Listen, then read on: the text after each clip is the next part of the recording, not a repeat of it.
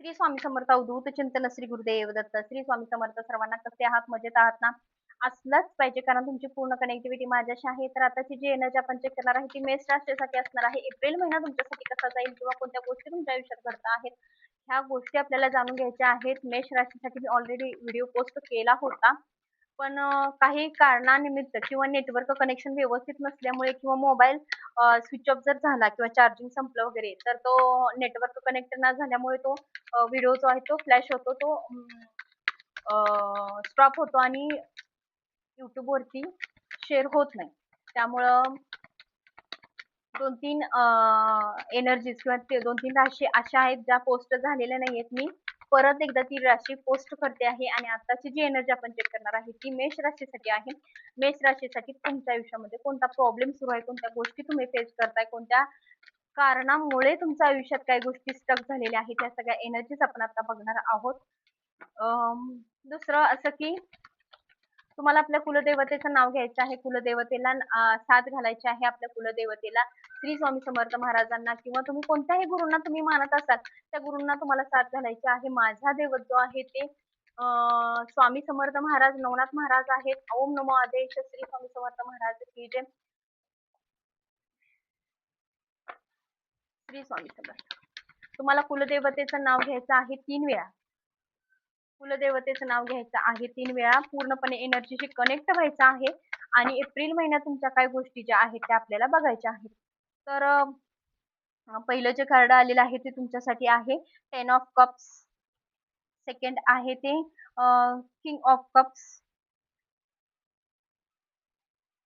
The sun, page of cups, the star,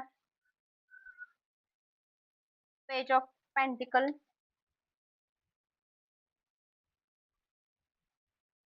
page of pentacle, four of swords, 9 of pentacle, emperor, 10 of swords, king of wands. हे card तुमच्यासाठी आलेले आहेत. आता आपण energy आपण check करूयात की नेमका तुमच्या आयुष्यामध्ये प्रॉब्लेम काय आहे किंवा काय होता आणि इथून पुढे काय असणार आहे. एप्रिल महिन्यामध्ये तुमच्या अडचण काय असणार आहे किंवा तुम्ही ज्या गोष्टी आता फेस करताय त्या कोणत्या मार्गाने चाललेल्या आहेत, कोणत्या गोष्टीतून चाललेल्या आहेत. महत्वाचं म्हणजे तुम्ही मॅरिड लाईफ मध्ये असाल किंवा लग्न झालेलं असेल, तुमचं एक्स्ट्रा मॅरिड अफेअर असेल, तर ते सुद्धा इथे क्लिअर दिसत आहे की तुम्ही कुठेतरी एंगेज आहात किंवा फॅमिली असून सुद्धा तुम्ही कुठेतरी एंगेज आहात. त्या गोष्टींमध्ये तुम्ही इन्व्हॉल्व आहात. एखादी व्यक्ती तुम्हाला आवडते किंवा त्या व्यक्तीमध्ये तुम्ही गुंतलेला आहात किंवा त्या व्यक्तीसाठी तुम्ही काही गोष्टी करताय, फेस करताय किंवा त्या व्यक्तीसाठी वाट बघताय त्या व्यक्तीची. एक व्यक्ती आहे जे व्यक्तीसाठी तुम्ही पास्टमध्ये कनेक्ट होता, पण आता जस्ट तुम्हाला आता पण असं वाटतं की ती व्यक्ती माझ्याशी कनेक्ट व्हावी, माझ्याशी बोलावी, त्या व्यक्तीने मला कमिटमेंट द्यावी, मेसेज करावा, कॉल करावा, अशा काही गोष्टी आहेत त्या तुम्हाला वाटतायत. दुसरं असं आहे की तुमचं वैयक्तिक तुम्ही स्वतः एक असं व्यक्ती आहात की की तुमच्या मनामध्ये कोणत्या गोष्टी वाईट येत नाहीत किंवा तुम्ही दुसऱ्यासाठी वाईट कधी केलेलं नाहीये किंवा तुम्ही दुसऱ्यासाठी कधी असा निगेटिव्ह गोष्टीचा विचार केलेला नाहीये. मान्य आहे तुमच्या तोंडातून एखादा शब्द गेला असेल किंवा तुम्ही कुणाचं तरी मन दुखावलं असेल. असं नाहीये की तुम्ही वाईट बोललेलं नाहीये किंवा वाईट वागलेलं नाही. केलं असेल त्याचा तुम्हाला पश्चाताप देखील आहे, की असं नाहीये की बाबा मी हे केलं आणि मला त्याचा काही फरक पडलेला नाही, असं पण नाही. तुम्ही एखादी गोष्ट केली त्याचा त्याचा पश्चाताप सुद्धा तुम्हाला झालेला आहे. त्यातून सुद्धा तुम्ही तुमचा मोक्ष म्हणजे तुम्ही तो त्याचा प्रायश्चित्त सुद्धा भोगलेला आहे. ते सुद्धा इथं दिसतं आहे. आणि दुसरं असं आहे की मुलासाठी, प्रेग्नन्सीसाठी काही गोष्टी तुमच्या आयुष्यात घडत असतील, प्रेग्नन्सी होत नसेल किंवा तुम्हाला आई-वडिलांचं सुख मिळत नसेल, तर ते सुद्धा इथं दिसतंय की त्यासाठी सुद्धा तुम्हाला प्रयत्न करायचा आहे. 100% रिझल्ट तुमच्या बाजूने आहे. ते होताना दिसतंय. सगळ्या गोष्टी तुम्हाला हव्या तशा घडताना दिसतायत. सगळ्या गोष्टी तुम्हाला प्रेग्नन्सीसाठी जर काही बघत असाल किंवा मुलासाठी नवीन कुठेतरी जॉब बघत असाल किंवा मुलांच्यासाठी नवीन करिअरसाठी किंवा आता एप्रिल महिना एंडिंग आहे, एंडिंग होतच आलेला आहे. एक्झाम सगळ्यांचे मुलांचे संपत आलेले आहेत. तुम्हाला दुसरीकडे कुठेतरी आपल्या मुलाला शिफ्ट करायचं असेल, शाळा दुसरीकडे बघायची असेल, कॉलेज दुसरीकडे बघायचे असेल, तर त्यासाठी सुद्धा तुम्हाला या महिन्यात काहीतरी प्लॅनिंग करताना दिसतायत. ते सुद्धा तुम्ही मुलांच्यासाठी केअर करताना, काळजी घेताना दिसताय. या महिन्यामध्ये त्या सगळ्या गोष्टी तुम्ही करताना दिसताय. मगाशीच मी तुम्हाला एक पॉइंट सांगितला की तुम्ही दुसऱ्यांच्यासाठी वाईट केलेलं नाहीये किंवा जरी केलं असेल तर त्याचं प्रायश्चित्त सुद्धा तुम्ही भोगलेलं आहे. पण दुसऱ्याने जाणून बुजून दिलेला त्रास जो आहे, तो आजही तुमच्या मनामध्ये कुठेतरी घर करून बसलेला आहे आणि ती वेदना, तो वाईट क्षण, तो आजही तुमच्या मनात रुजलेला आहे, काट्यासारखा टोचत आहे. तो कुणाला तुम्ही सांगत पण नाही, कुणाशी शेअर पण करत नाही, पण तो टोचतोय. की कितपत जणांना, कितीतरी जणांना हे खरं आहे आणि कितीतरी आयुष्यात हे असं घडलंय, हे तुम्ही मला कमेंट करून सांगा.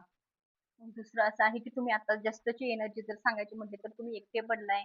एकटे पडल्यामुळे तुम्हाला सगळ्या गोष्टी आता सगळ्या म्हणजे सगळं म्हणजे तुम्हाला नको आहे काय. कारण इतकं विश्वासघात झालाय. तुम्हाला कोणावर विश्वास ठेवू वाटत नाही, कुणाशी बोलू वाटत नाही, कुणाला काही गोष्टी शेअर करू वाटत नाही किंवा असं वाटत नाही की बाबा जे झालं ते झालं विसरून आपण सगळ्याशी बोलावं, सगळ्यांशी कनेक्ट राहावं, सगळ्यांशी एकनिष्ठ राहावं, सगळ्यांशी बोलावं.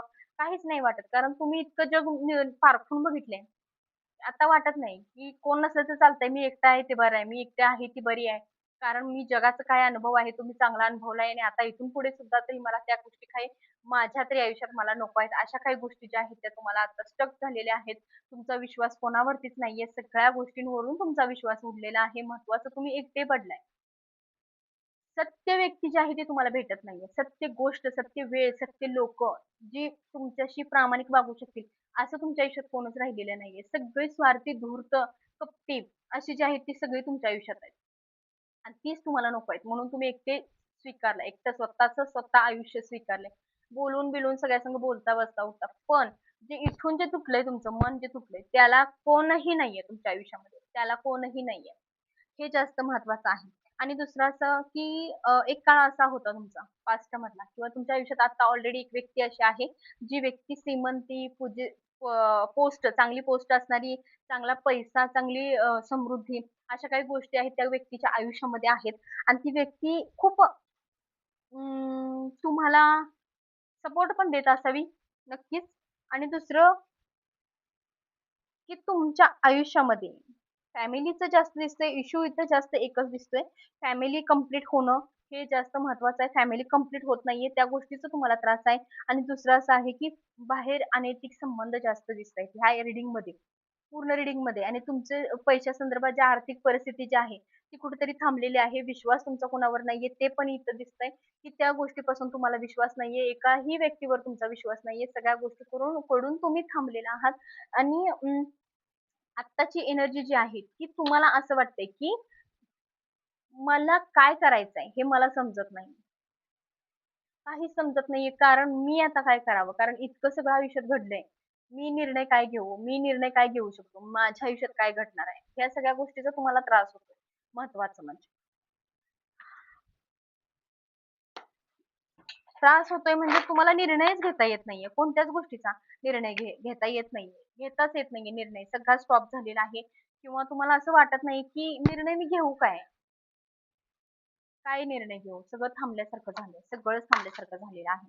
आणि तुमचं या महिन्यामध्ये पण त्याच गोष्टी सध्या सुरू आहेत, की नेमका आता आयुष्याचा टप्पा कुठपर्यंत आलेला आहे आणि मी काय गोष्टी फेस केल्या पाहिजेत. ह्या सगळ्या गोष्टीचं रिझन तुम्हाला कुठेतरी सापडत नाहीये. आणि हा एप्रिल महिना सुद्धा तुम्हाला तसाच जाणार आहे, जसं मी या गोष्टी सांगितलेल्या आहेत.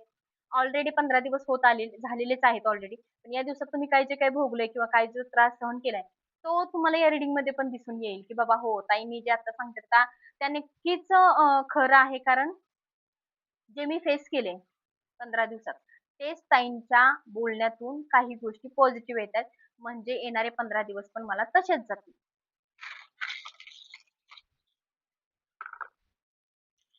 आई रेणुका मातेच्या नावानं चांग भलं, जानाईच्या नावानं चांग भलं. श्री स्वामी समर्थ महाराज की जय. श्री स्वामी समर्थ. 2, 3, 4, 5, 6, 7, 8, 9.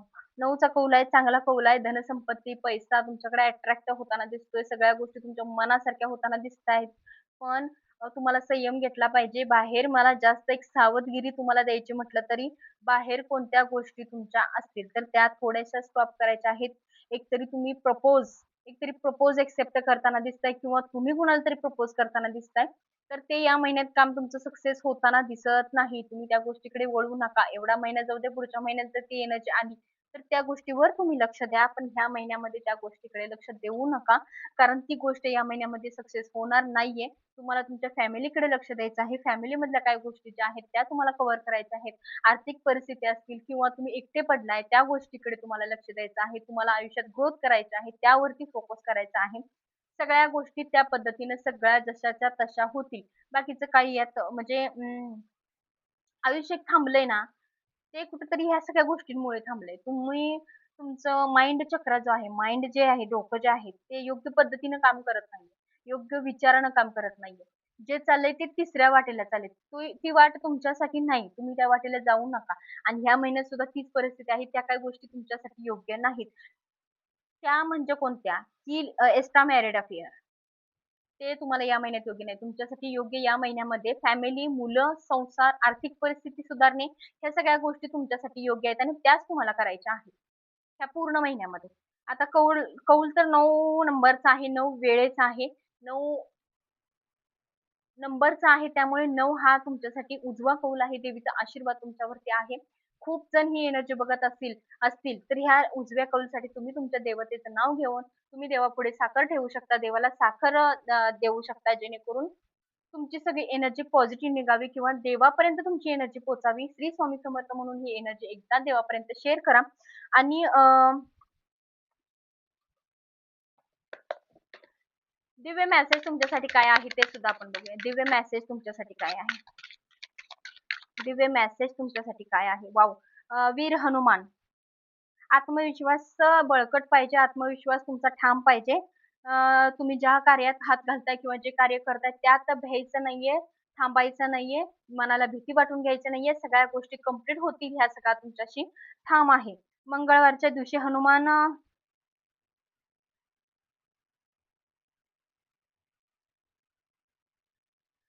मंगळवारच्या दिवशी मंगळवारच्या दिवशी हनुमान जी आहेत त्यांच्या अ, अंगावर किंवा पायावर, चरणावरती जो सिंदूर पडलेला असेल किंवा त्यांच्या चरणाशी काही गोष्टी म्हणजे सिंदूरच असतो शक्यतो. कपाळाला जर सिंदूर लावलेला असेल किंवा पायाशी सिंदूर लावलेला असेल, तर तो तुम्हाला कपाळाला थोडा लावायचा आहे, मंगळवारच्या दिवशी. हा उपाय तुम्हाला करायचा आहे, जेणेकरून तुम्हाला एक पॉझिटिव्ह एनर्जी येईल आणि जे थांबलाय, खचलाय, ते कुठेतरी एक वीर पुरुषासारखं